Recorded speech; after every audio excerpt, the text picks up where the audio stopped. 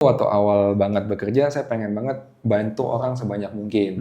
Jadi ketika ada orang butuh apa, saya berusaha mungkin, oh ini solusinya. Meskipun bukan solusi terbaik, tapi ini yang saya pelajarin dari orang yang pernah saya ketemu. Minimal banget tuh seperti itu waktu itu. Dia kan shifting terus, kita nggak bisa diam, di agency itu nggak bisa diam. Karena kalau kita diam dan tidak mau ngikutin perubahan, kita kan kegerus waktu. Jadi tantangannya terbesarnya soalnya ke arah sana. Jadi kita nggak boleh diem, kita harus terus moving, bergerak. Karena kalau kita nggak gerak ya, masalah itu pasti akan datang tiap hari. Betul. Karena selama kita masih bernapas ya, istilahnya kan masih bertumbuh, nggak mungkin stop masalahnya gitu. Ada aja. Iya, itu normal. Normal things lah istilahnya. Kalau menurut saya formula bisnis itu kan gampang ya. Sebenarnya kayak kita bagi dua aja. Setengah ke depan sama setengah ke belakang. Siapa yang bisa jualan, siapa yang bisa kerjain. Intinya tuh kuncinya dari hampir semua bisnis tuh seperti itu. Jadi kalau misalkan dia jagonya di produk, ya oke, dia nggak salah. Dia kalau nggak jago jualan ya bukan salahnya dia. Yes. Tinggal mencari partner yang jago jualan. Yes. Itu kuncinya. Nah, begitu pula yang kalau memang dia bisa jualan, tapi nggak ada produk nih, kan nggak bisa jualan juga. Ya. Carilah orang yang memang bisa bikin produk, istilahnya seperti itu.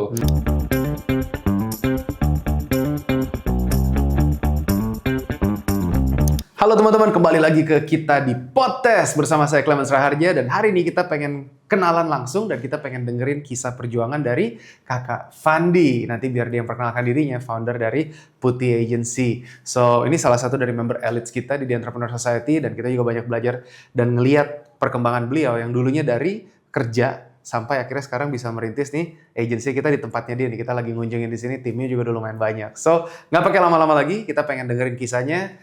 Mari perkenalan diri bro, silakan sapa teman-teman kita. Halo. Iya, namanya dulu nama siapa nih? Asik. Nama saya Fandi Tandriawan, sebagai founder juga di Putih Agency. Nah, berbicara tentang Putih Agency itu sebenarnya panjang banget. Kalau ditarik ke belakang tuh kayak baru 1 tahun sebenarnya kerjanya. Tapi kalau kita tarik ke belakang tuh, wah ternyata udah cukup lama.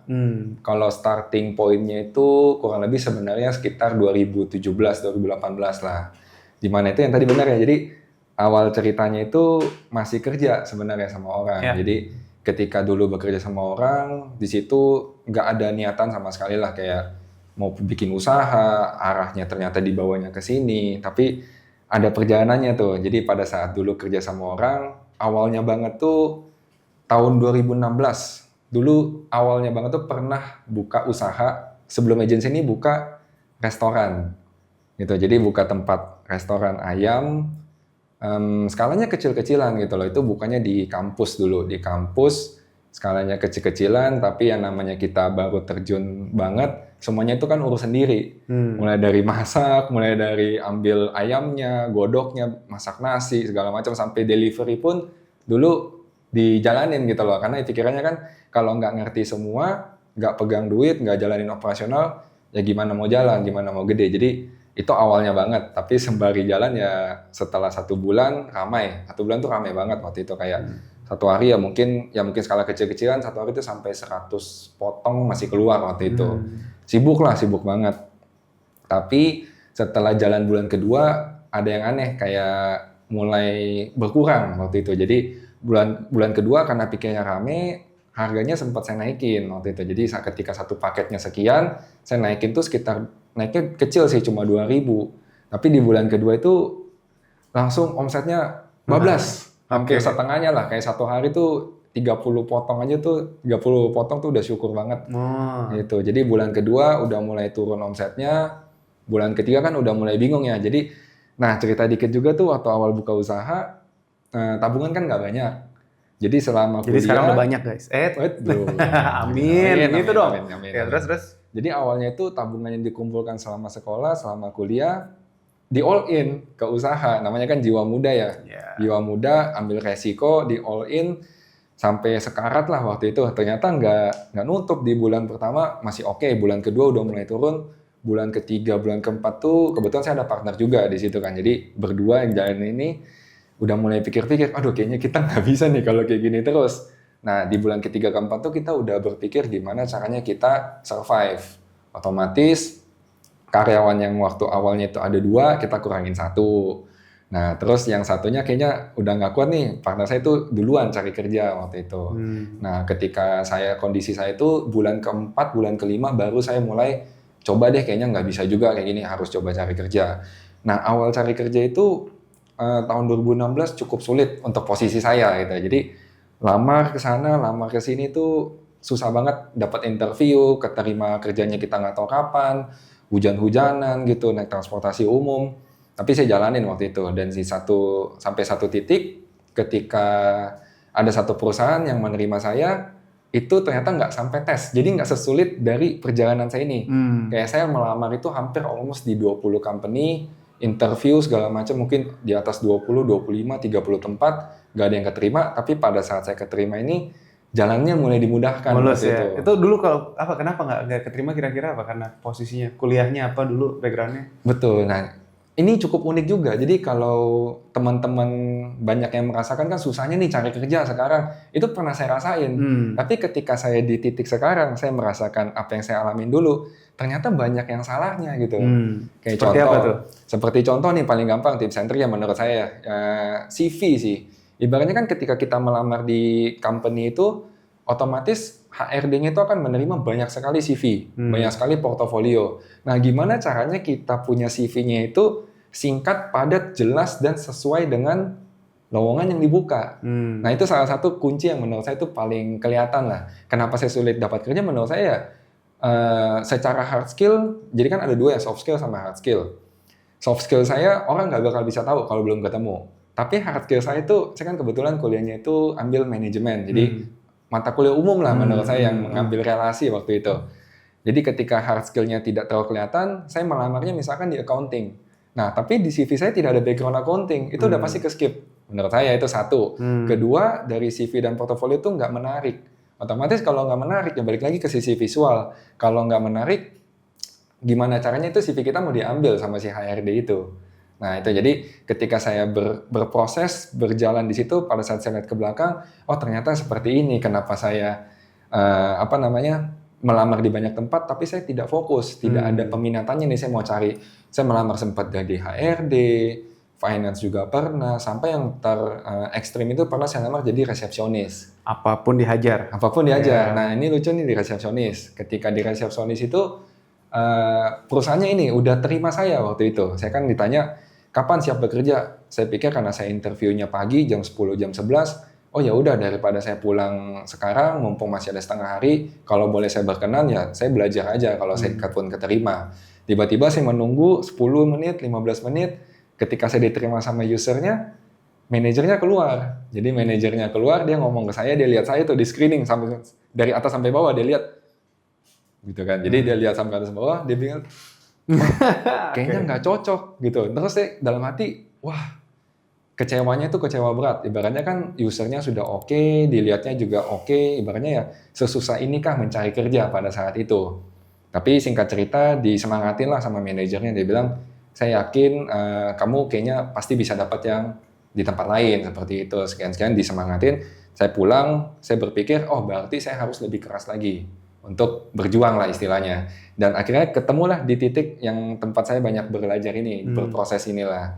Ketika saya masuk di tempat yang baru ini, company itu membukanya sebagai admin support lah istilahnya, untuk membantu pekerjaan berupa administratif.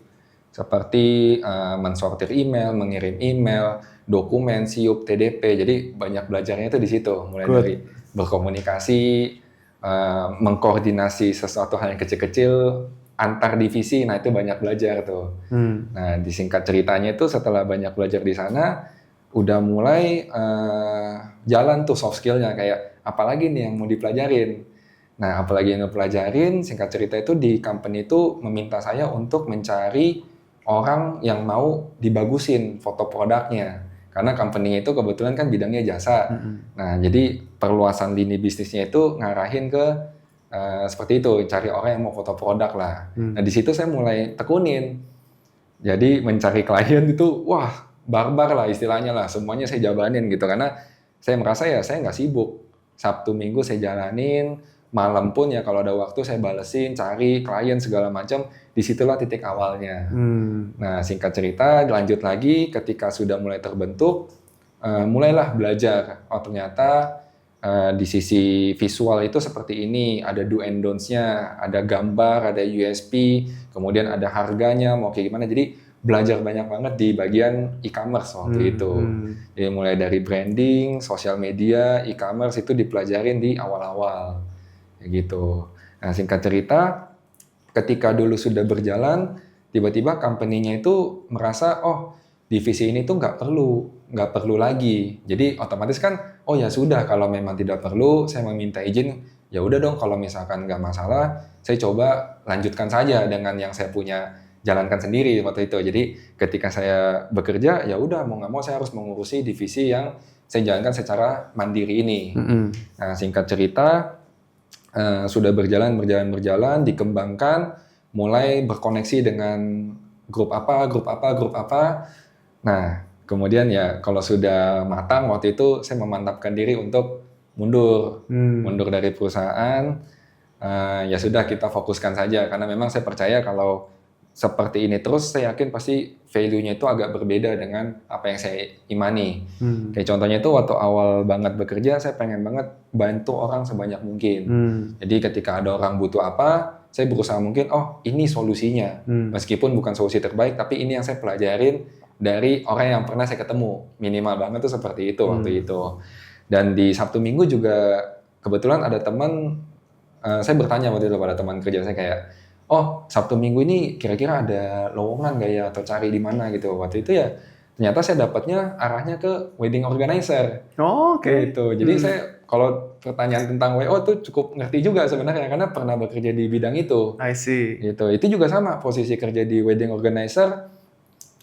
Saya nggak lihat maninya waktu awal. Kayak standarnya misalkan sekian nih untuk fee-nya satu hari.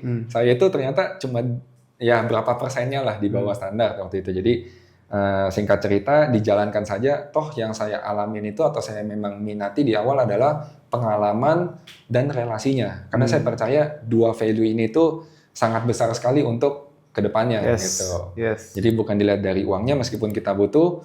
Padahal kalau dihitung ya sebenarnya kayak ongkos aja nggak nutup gitu loh. Tapi kita kerja ya almost 15-20 jam lah, 15 jaman gitu kan. Tapi ya kita lihat ke depannya ya saya memang pengen menikah, pengen married dan industri ini cukup penting suatu saat akan saya kena gitu loh. Yang WO nih ya. Iya. Oke. Nah, jadi kemarin nggak pakai WO tuh? Pakai juga, tapi ngerti gitu. Oke. Nah, singkat cerita, fokusnya kan di agensi ya waktu itu. Fokus di agensi, kita jalan. Nah, pengembangannya itu banyakan ya sebenarnya di industrinya aja sih. Jadi kalau misalkan dulu trennya di 2006-2017 itu kita banyak fokusnya itu ke sisi visual. Seperti contoh misalkan transisi ya dari waktu itu seingat saya Pak Jokowi tahun 2017 atau 2016 menginstruksikan kayak pebisnis lokal itu disarankan untuk bertransisi dari offline menuju online. Di mana offline menuju online itu kan cukup banyak ya yang perlu dipelajarin kayak misalkan kita mau jualan online itu berbeda dengan offline. Kalau offline misalkan kita datang ke toko, ada SPG-nya, ada usernya yang akan menjelaskan misalkan produk sepatu. Oh sepatunya bahannya apa? Ukurannya ada apa aja? Misalkan yang model terbarunya seperti apa? Nah itu bisa dikomunikasikan. Tapi kalau kita beranjak ke online, hal-hal seperti itu cukup berbeda. Jadi harus divisualisasikan dengan matang. Jadi komunikasinya itu berbeda, bukan by voice tapi by visual. Ya gitu. Jadi deskripsinya harus jelas, gambar produknya harus jelas, kemudian warnanya nggak boleh beda. Kayak misalkan kalau misalkan sepatu, kalau lagi dipakai seperti apa looks-nya. Jadi itu arah awal-awal tahun 2016-2017. Nah, sembari jalan 2018-19 ternyata industrinya banyak geser. Gesernya itu dari yang general mulai ke beauty product, skincare, serum. Nah, itu booming banget lah sampai tahun 2020-2021. Nah, habis itu geser lagi. Jadi dari tren itu kita di agency itu banyak sekali belajar lah. Banyak sekali belajar dari berbagai produk, handle-nya seperti apa, triknya seperti apa, dan ya banyaklah konklusinya dari yang kita pelajarin. Kalau mulai dari tahun 2002-2003, yang kita... 22 nih? Ya, 2022-2023 itu industrinya mulai geser lagi karena kan kemarin tuh COVID segala macam mulai recovery. Jadi 2022 itu mulai masuk ke yang offline-offline. Nah, mulai hidup lagi tuh, offline-offline otomatis geser industrinya banyak ke F&B, event organizer gitu. Jadi banyak jasa-jasa bermunculan lah ibaratnya tahun 2022, 2023. Nah, 2024 geser lagi kemarin kayak, oh ternyata banyak nih yang hubungin atau kontak kita itu dari B2B gitu loh. Jadi kayak dari pabrik-pabrik segala macam karena persaingan itu sudah semakin ketat. Banyak kayak kompetitor kita itu yang marginnya udah nggak masuk karena dihajar sama produk luar lah istilahnya. Yes. Impor langsung, marginnya nggak ada. Nah, mulai hal-hal seperti itu. Jadi kita mutar cara gimana caranya ya kita ngebantu orang itu dengan strategi-strategi yang kita udah pengalaman. Contohnya kalau misalkan kita nggak kuat nih bermain di e-commerce, harga misalkan 10.000. Kemudian di e-commerce orang, misalkan kita reseller nih jual di 10.000, ternyata di e-commerce banyak yang jual harga 9.000. Nah itu gimana caranya itu nggak masuk akal kan. Jadi ya kita putar otak gimana caranya. Ya caranya ya kita harus berpindah, jangan jual di e-commerce, tapi kita jual misalkan di web store, atau misalkan jual di Instagram, di sosial media, meskipun caranya lebih simpel, tapi seenggaknya kita memangkas biaya-biaya yang tidak kuat lah istilahnya di bagian e-commerce tadi. Betul. Jadi strateginya itu banyak lah tergantung dari barang sama industrinya. Nah 2025 kemarin tuh banyak masih F&B ya, jadi bergerak di F&B. Nah ini yang unik nih tahun 2026 sekarang. Jadi arahnya itu mungkin kita banyak berkolaborasi atau bekerjasama dengan klien-klien kita yang produknya digital. Nah produk digital ini unik menurut saya kayak kita kan generasinya kebetulan saya tuh masih di milenial nih, generasi milenial mendekati Gen Z lah ibaratnya, milenial lah ibaratnya. Jadi di milenial itu kan zaman kita dulu software atau aplikasi itu tidak terlalu wow sekarang. Tapi di zaman sekarang ini kita flashback 3 tahun ke belakang lah, itu aplikasi itu sudah sangat hebat lah menurut saya. Jadi kita mau bikin apa itu sudah bisa di-generate oleh aplikasi. Nah itu terutama AI yang baru-baru ini bahkan yang saya tahu fiturnya itu sudah semakin canggih. Misalkan yang awal-awal kan dari foto, bikin video, ngubah teks segala macam. Nah sekarang pun kita udah terbantu dengan semacam personal assistant lah. Yes. Gitu. Jadi kayak misalkan contoh nih paling gampang kemarin saya tahunya itu AI itu udah bisa bantuin orang cari kerja. Nah itu menurut saya wah jauh banget kita punya keresahan di 10 tahun lalu susah banget cari kerja, masih daftarnya manual, tapi AI itu udah bisa bantuin kita cari kerja. Bahkan di mobil-mobil yang sekarang kita mau buka kaca, mau tutup kaca itu semua sudah by system seperti itu. Kita tinggal open window, nah udah kebuka gitu. Seperti itu sih. Betul. Ya, jadi perjalanannya sih cukup unik ya. Kalau misalkan kita lihat ke depannya mau diarahin kemana, kita juga sudah evolusi lah ibaratnya dari agensi kita yang jualnya jasa, kita udah bekerja sama juga dengan beberapa brand. Jadi brand yang kita pegang itu memang dia nggak kepegang istilahnya, oh saya ada produk segala macam, tapi kita di-sharing untuk mengembangkan dari brand tersebut. Gitu. Jadi pengembangannya itu sebagai ya pengennya sih sebagai owner brand juga gitu. Aku pengen dengar lagi. Jadi sebenarnya pada saat lagi menjalankan gitu, kan pernah ngalamin momen kelam. Pasti. Gimana tuh?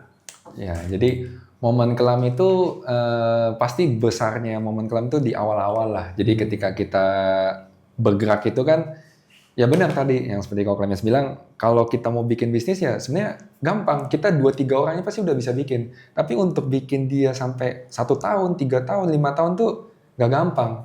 Gak gampang gitu. Jadi yang awalnya pasti berat banget. Kayak ibaratnya pertama, saya selalu bilang tuh ketika misalkan teman-teman yang bekerja di Putih, yang poin nomor pertama budayanya itu adalah komunikasi.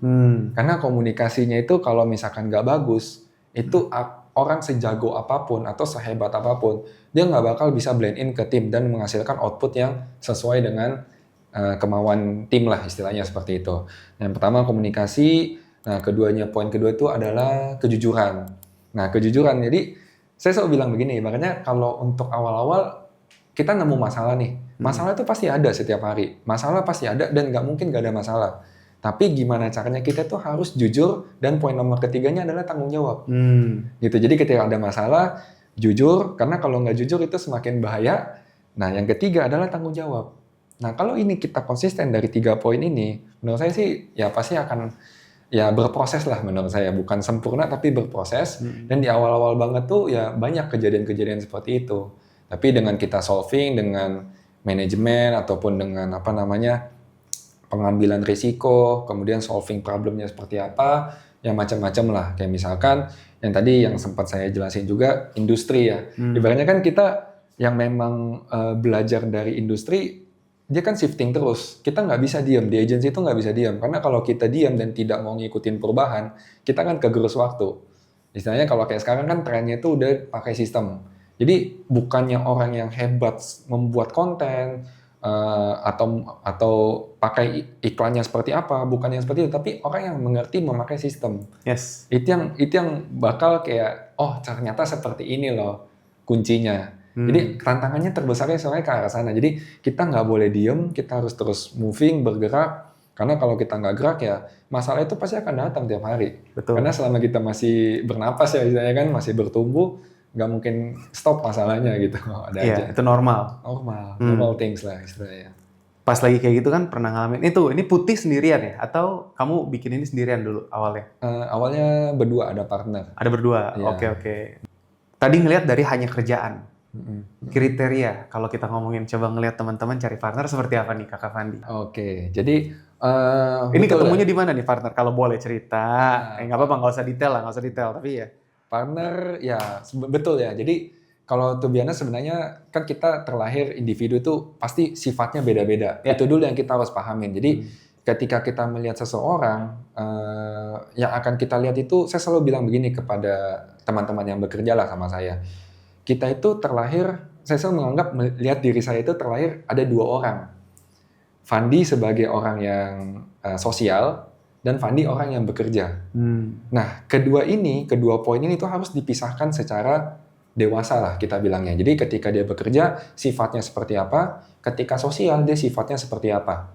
Gitu. Jadi kalau kita melihat partner nih, oh ya udah kita lihat dulu nih kalau dia dikasih ada suatu masalah atau kerjaan, gimana dia solvingnya, dia kuatnya di mana. Karena kita nggak bisa expect orang tuh, oh ya dia perfect nih, semuanya dibagi nih, nggak mungkin. Itu susah banget. Yang ada itu pasti bisnisnya nggak jalan-jalan. Tapi kita melihat, oh kalaupun ada masalah ini, dia bisa bantuin di masalah ini. Jadi kalau menurut saya formula bisnis itu kan gampang ya. Sebenarnya kayak kita bagi dua aja, setengah ke depan sama setengah ke belakang. Siapa yang bisa jualan, siapa yang bisa kerjain. Intinya tuh kuncinya dari hampir semua bisnis tuh seperti itu. Jadi kalau misalkan dia jagonya di produk, ya oke, dia nggak salah. Dia kalau nggak jago jualan ya bukan salahnya dia. Yes. Tinggal mencari partner yang jago jualan. Yes. Itu kuncinya. Nah, begitu pula yang kalau memang dia bisa jualan, tapi nggak ada produk nih, kan nggak bisa jualan juga. Ya. Carilah orang yang memang bisa bikin produk, istilahnya seperti itu. Hampir di semua lah, mau real estate, mau di bagian Yes. F&B, seperti itu. Jadi hampir semuanya saya lihat sih seperti itu. Jadi kita lihat dari sisi dia personalnya sama sisi bekerjanya seperti apa. Kalau memang cocok, ajukan, ngomong baik-baik ya, hitung-hitungan kalau masuk ya go on gitu, peluang bisnis seperti itu. Ya, ini yang kita dengar dari Kakak Fandi, teman-teman. Sekali lagi, mungkin in one word, boleh nggak tolong ceritain putih itu apa sih? Dalam satu kalimat kira-kira kalau teman-teman pengen tahu lebih lanjut, nanti boleh kenalan, bisa follow ya. Kak Fandi Tandrianus, bisa follow juga Putih Agency. Tapi dalam satu kata, sama sekalian, satu kalimat, putih itu apa? Ayo. Oke, satu kalimat aja ya. Jadi Putih Agency, kreatif dan digital agency, all-in-one solution untuk 360 di bagian online lah. Seperti itu. Oke, dan semoga teman-teman dapat sesuatu dari sesi ini. Stay tune karena part 2 kita akan bahas lebih dalam lagi bersama Kakak Fandi. Kita pengen tanya lagi gimana caranya menghadapi tadi tantangan-tantangan tersebut. So, semoga ini bisa jadi berkat buat teman-teman. Dan kalau kamu pengen belajar lebih lanjut dan kamu pengen bergabung dalam satu komunitas yang positif, bisa join dengan kita di The Entrepreneur Society. Bergabunglah bersama kami. Di sini adalah hashtag tempat kamu berkembang, hashtag jadi versi terbaikmu. So, semoga bisa jadi berkat buat teman-teman semua. Dan as usual, bro masih inget The Entrepreneur Society? Iya. Apa jawabnya? 1, 2, 3 ya. The Entrepreneur Society, Go bold and beyond. Sampai jumpa semuanya.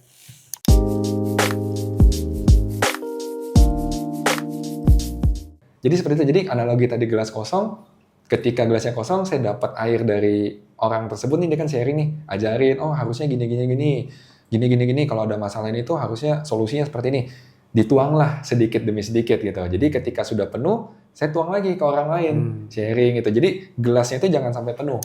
saya itu selalu ibaratnya kayak ambivert. Hmm. Kalau secara personality, sebenarnya saya itu introvert parah. Kayak ketemu orang tuh males sebenarnya, mager gitu. Kayak aduh capek banget nih ketemu orang, ngobrol, dengerin dia cerita gitu. Misalkan ya, kita dalam hati itu. Tapi yang namanya kita udah terjun ke dunia kerja, profesionalisme, nggak ada. Jadi saya bilang tadi kan ada 2 orang nih, sosial sama kerja. Ketika udah mode kerja, nah ini udah aktif nih modenya nih. Sebenarnya itu bagian dari proses. Jadi teman-teman tuh setiap ada prosesnya. Jangan expect langsung mau mulai sukses begitu. Ini langsung launching jadi semuanya gitu kan. Kira-kira ada nggak gitu? Oh banyak banget. Oh baru mulai langsung sukses? Banyak banget yang berekspektasi seperti itu. Iya. Iya. Yang beneran? Yang beneran, yang Oh iya.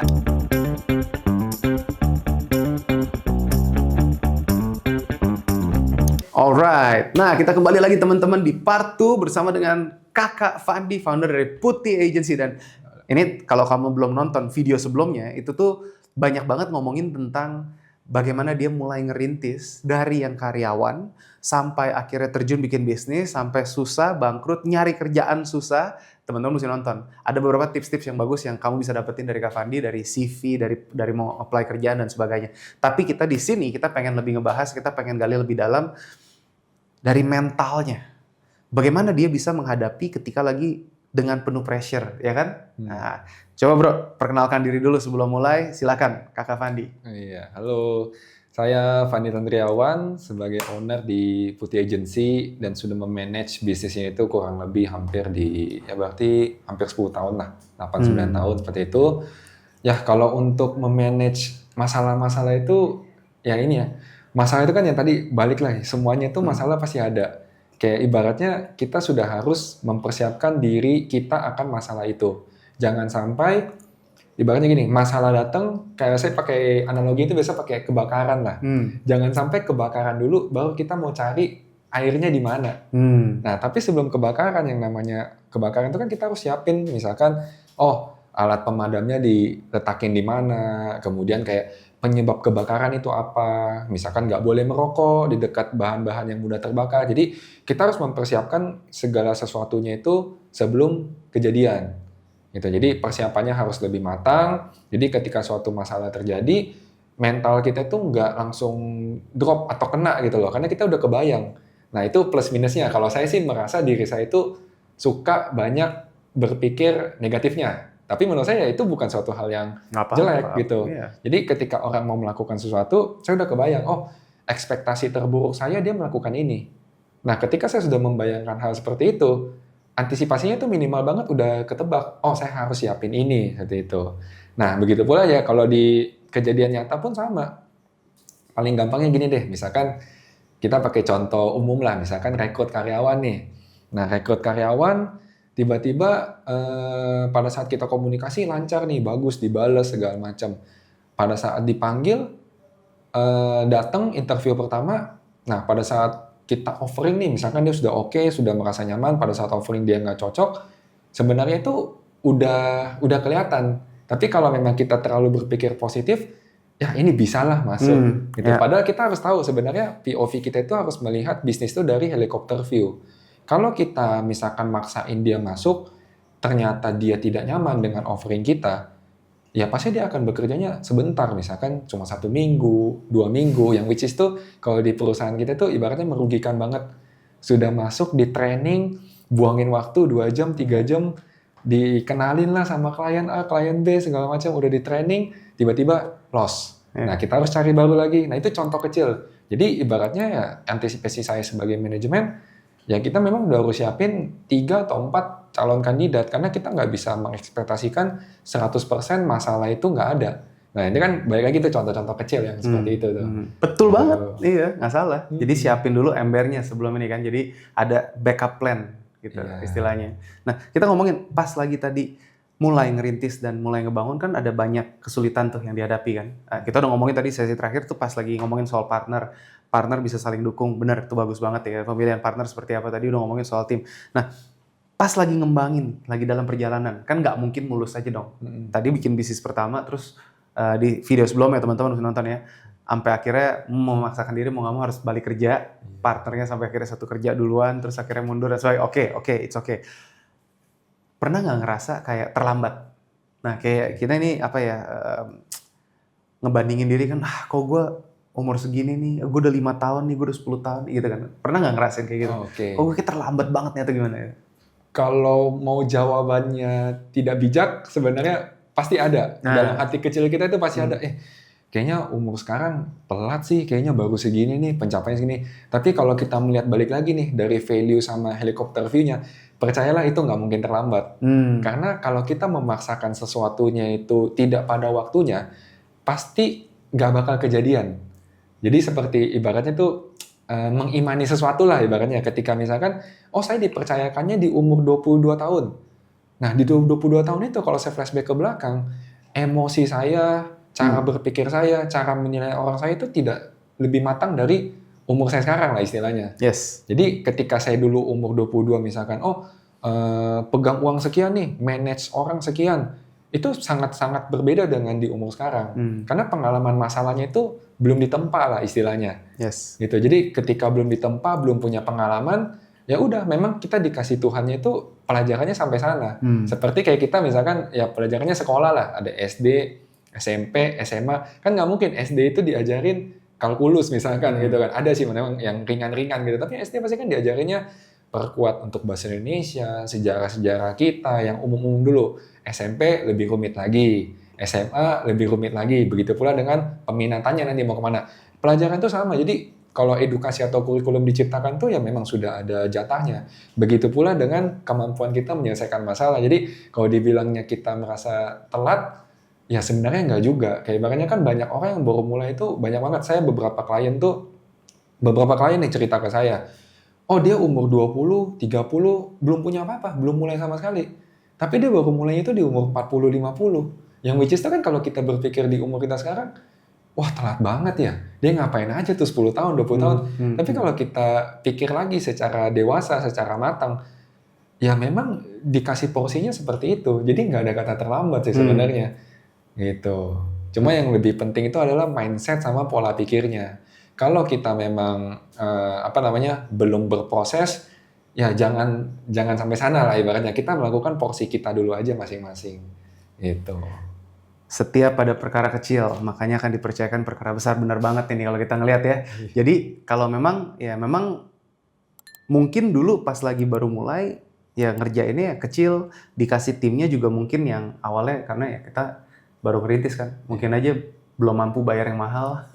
Terus mau memaksakan bayar yang mahal, nanti malah nggak bisa diatur. Benar nggak? Betul. Iya. Apalagi kalau misalnya klien, ya mungkin dipercayanya masih yang UMKM dulu. Tapi begitu kita dikasih yang klien gede, kagak bisa ngerjain, berantakan. Betul. Nah, itu udah ngalamin tuh ya. Betul. Keren. Oke. Pas lagi ngerasa kayak gitu, kira-kira apa yang kamu lakukan? Bener sekarang ngomongnya sekarang, bijak. Pada saat di momen itu, teman-teman pasti banyak relate, bener gak? Iya. Pas di momen itu kayak ngeliat, anjir yang lain udah begini gitu. Oke. Apa yang kamu lakukan? Jadi biasanya itu ada dua POV kalau saya bilang masalahnya seperti ini. Yang pertama itu kan pasti dari iman ya. Kalau iman tuh ya kita bawa doa aja. Jadi secara spiritual kita yakini karena spiritual ini nggak menutup kemungkinan saya tuh selama hidup selalu berpikir secara logis. Kayak misalkan nggak mungkin kalau nggak seperti ini. Itu kan logis sekali. Ibaratnya kita bertindak A, hasilnya pasti B.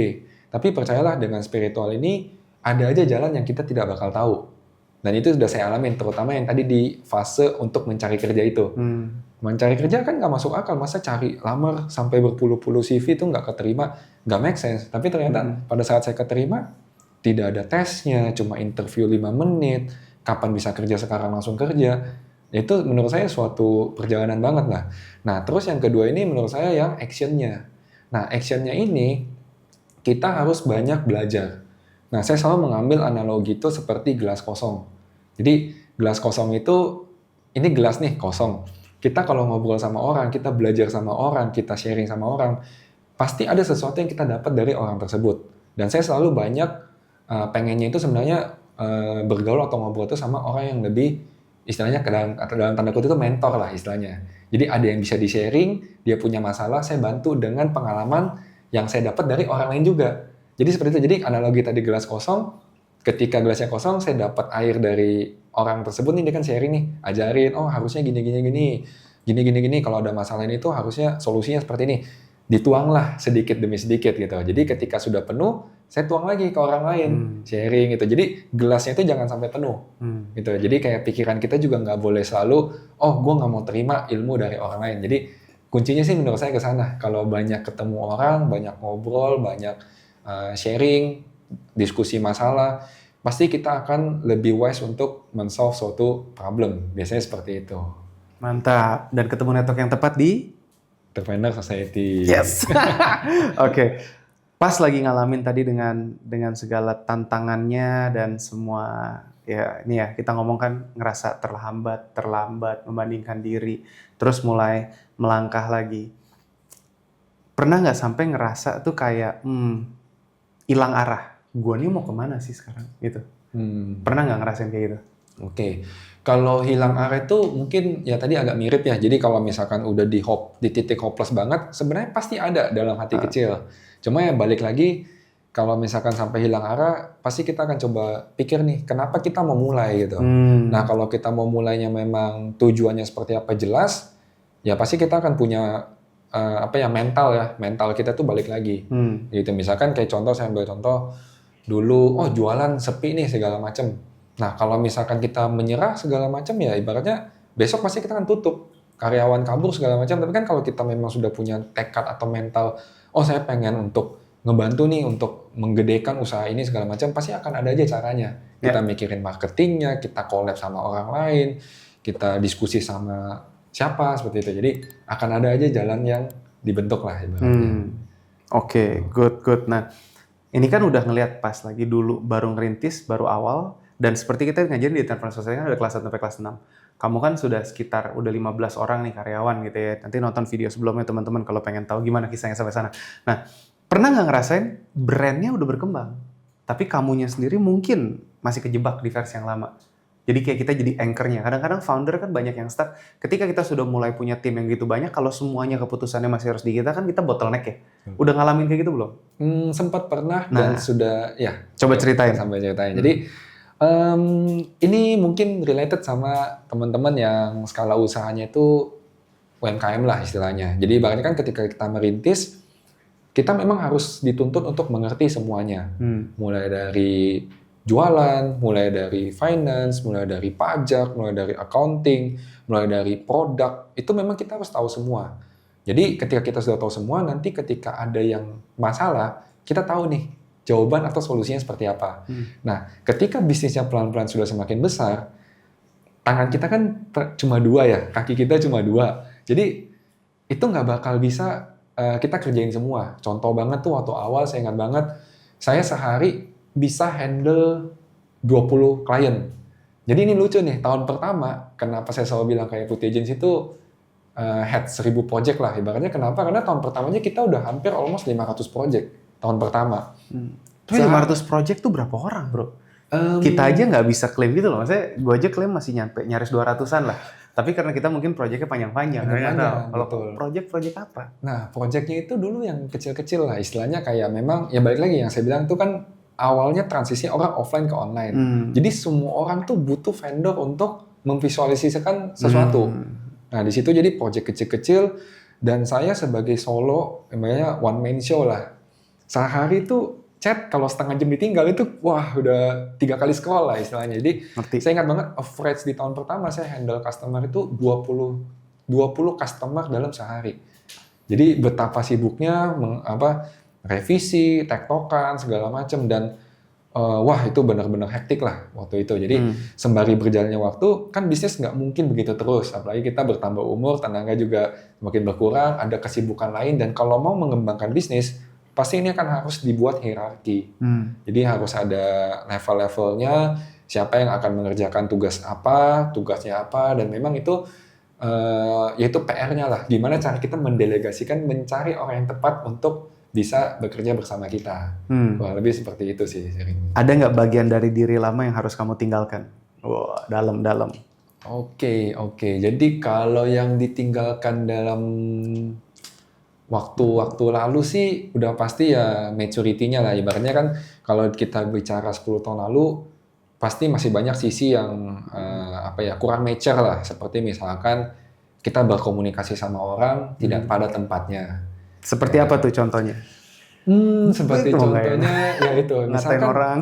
ya seperti itulah. Jadi misalkan kita greget nih akan suatu hal. Jadi kalau kita belum dewasa, sebenarnya itu kita nggak bisa, itu kita nggak bisa lah ibaratnya langsung melontarkan atau meluapkan sesuatunya itu langsung di tempat. Tapi kalau kita misalkan sudah berproses atau memang sudah tahu lah ibaratnya ya nggak bisa di tempatnya. Jadi harus dibawa ke suatu tempat, cari momen yang pas, baru kita cari tahu masalahnya seperti apa, baru kita solving dulu masalahnya. Seperti itu. Baru kita kasih tahu, oh ternyata ini loh yang tidak sesuai. Misalkan seperti itu. Jadi balik lagi komunikasi sih kalau saya mau angkat contohnya ya. Kayak gitu. Oke. Komunikasinya internal atau eksternal sama klien atau? Jadi kalau kebanyakan sih sebenarnya yang problem itu pasti internal ya. Kalau eksternal kan kita nggak mungkin. Jadi kalau di agency itu beda ya. Kalau kayak produk kan jelas. Oh makanan ini tambahin kecap nggak bisa, ya nggak bisa gitu loh. Ini kan makanan gitu, sudah ada resepnya. Tapi kan kalau agency itu namanya kita jasa, kita harus bisa dulu, baru nanti kita jelaskan. Kalau kita kerjakan, dampaknya A, B, C. Seperti itu. Jadi, nah di eksternal tuh saya rasa lebih tricky lagi. Dan itu harus ada jam terbangnya lagi. Kita ngomong sama klien, pendekatannya gimana. Klien-klien itu kan terbagi ya, ada yang tipe dominan, ada yang follower, sama ada yang cermat. Nah ini jadi ada lagi nih sesi-sesinya kalau dibilang ini ya di bagian. Coba ceritain. Nah pengalaman kalau di eksternal tuh, jadi kan kalau misalkan kita ketemu klien nih, saya itu selalu ibaratnya kayak ambivert. Kalau secara personality, sebenarnya saya itu introvert parah. Kayak ketemu orang tuh males sebenarnya, mager gitu. Kayak aduh capek banget nih ketemu orang, ngobrol, dengerin dia cerita gitu. Misalkan ya, kita dalam hati itu. Tapi yang namanya kita udah terjun ke dunia kerja, profesionalisme, nggak ada. Jadi saya bilang kan ada dua orang nih, sosial sama kerja. Ketika udah mode kerja, nah ini udah aktif nih modenya nih. Yang saya lihat orang tuh sebenarnya ada tipe-tipenya. Dia misalkan yang ada 3 orang tadi nih, satu dominan. Nah dominan ini ibaratnya tipikal klien yang oh dia akan mendrive terus nih. Kita ngomong 1 kalimat, dia 5 kalimat, 6 kalimat. Dan tipenya itu ada juga, kita nggak bisa bantah. Kita dengerin dulu. Dengerin sampai di satu titik dia bertanya, menurut kamu seperti apa? Baru kita masuk. Dive in gitu. Jadi itu tipe dominan. Nah kebalikannya ini yang followers nih. Nah followers ini tipikalnya ya memang kita harus mendrive dia. Karena kalau kita nggak drive tipikal klien yang followers, dia akan merasa pertama kita nggak expert, kedua tidak solving problem. Jadi followers itu modelnya dia akan yes, iya, coba dulu aja.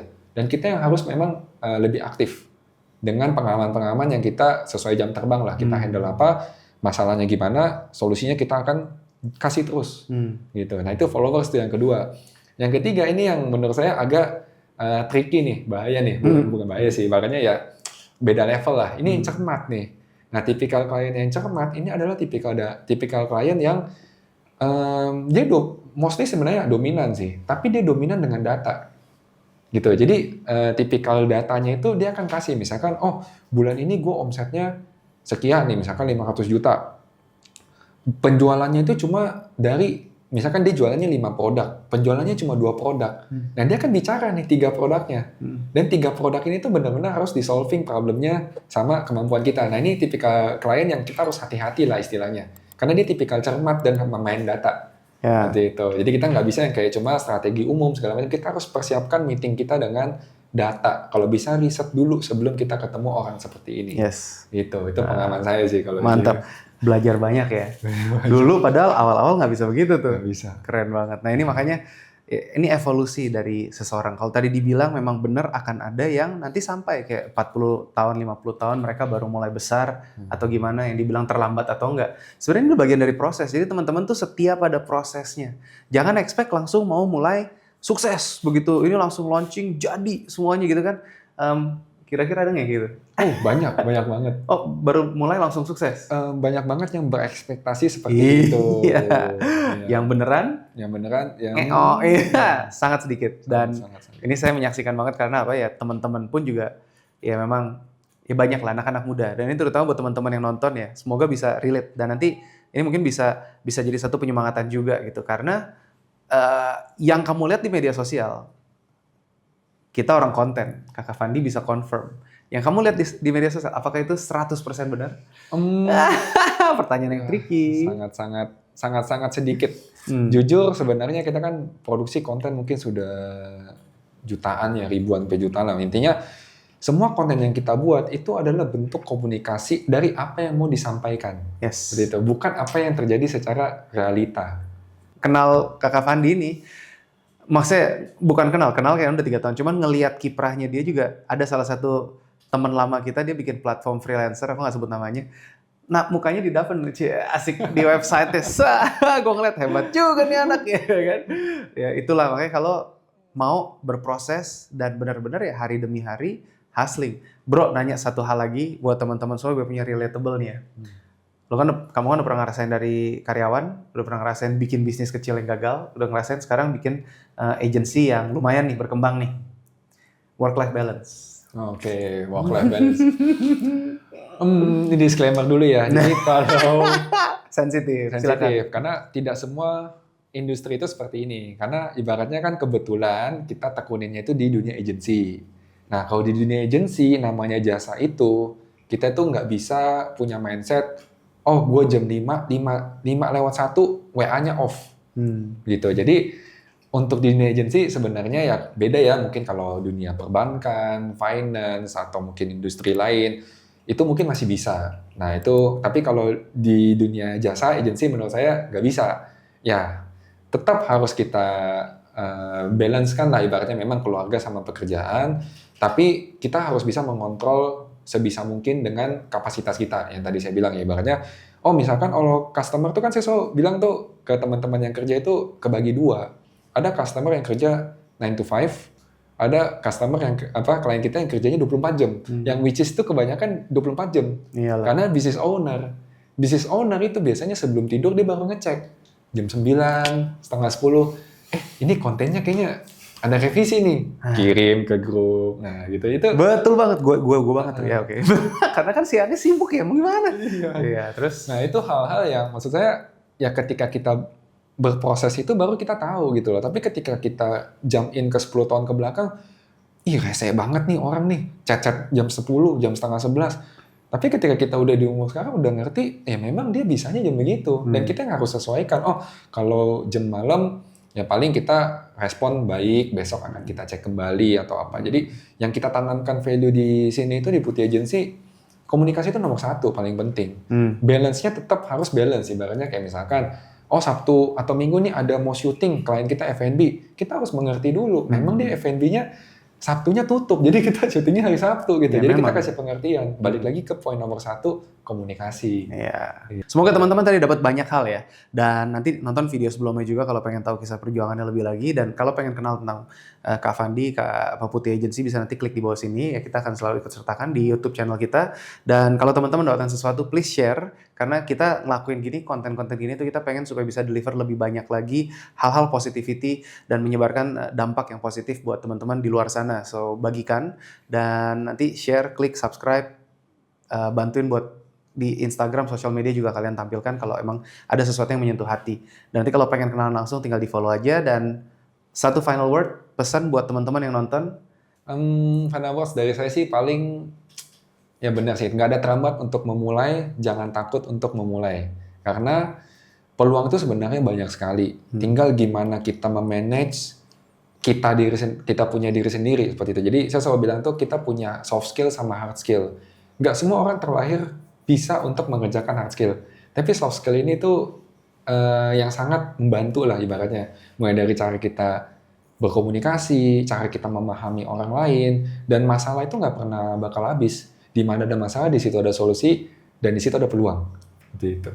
Begitulah kata Kakak Fandi dan saya setuju sekali. So teman-teman kalau pengen belajar lebih lanjut, come and join us dalam event-event kita. Semoga nanti di Entrepreneur saya bisa bikin event-event ada di luar kota, di kota-kota terdekat kamu. Tapi in the meantime kita lebih banyak akan berbagi ilmu dan melalui channel-channel seperti ini. So klik, follow, subscribe dan kamu bergabung dengan kita, bertumbuh, berkembang. Nanti kenalan sama Kak Fandi langsung. Kalau pengen DM, tanya-tanya, silahkan banget. Kalau pengen nanya soal bisnis atau pengen nanya soal brandnya, ke Putih Agency boleh. Dan ya semoga ini bisa menjadi berkat buat teman-teman semua. Dan jangan pernah berhenti untuk berjuang. Setiap ada prosesnya.